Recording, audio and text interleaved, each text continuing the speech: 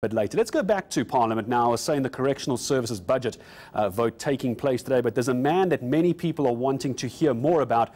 It's State Security Agency DG Arthur Fraser. He was moved to Correctional Services. Lester, I lost you as I came to you last time. I hope you can hear me now. And this is a man that so many people want to hear about ahead of this vote and, of course, see what he's going to do.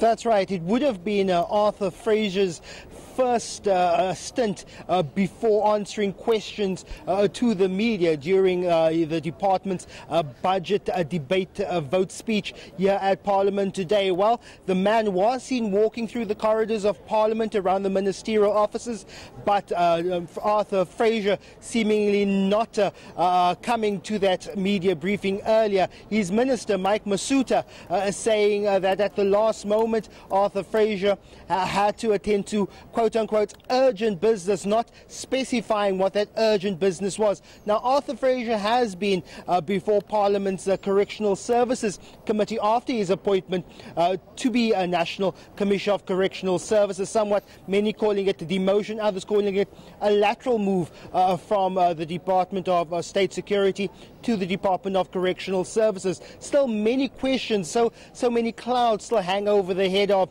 Arthur Fraser, especially of his involvement in certain groupings within the state enterprise, the State Security Agency. But Mike Masuta says that he still has faith in Arthur Fraser, saying despite the allegations hanging over him, these allegations still need to be tested, and calling him a pillar of strength in the management of correctional services. But still many questions left unanswered regarding the deployment of Arthur Fraser to the Department of Correctional Services. We've yet to hear from the man himself how he feels over that lateral move from the department, the all-powerful Department of State Security, to the Department of Correctional Services. And that takes us to their budget vote later today. No doubts, as is normally with our very robust and forward Parliament, Lester Kiewit, the opposition parties are not going to be happy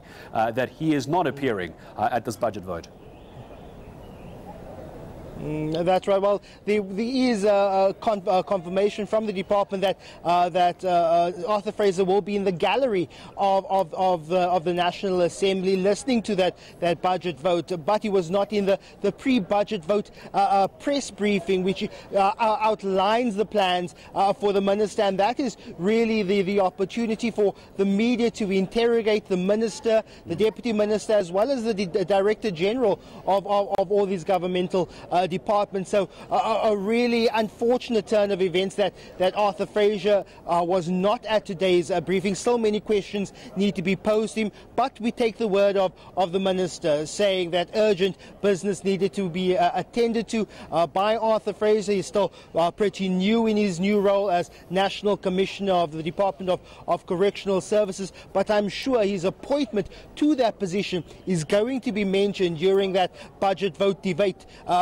by opposition parties. Still many are unhappy with his appointment. The Economic Freedom Fighters, the Democratic Alliance, already saying that they plan on court action to file a review application to overturn that decision by President Cyril Ramaphosa to appoint Arthur Fraser as a National Commissioner of DCS.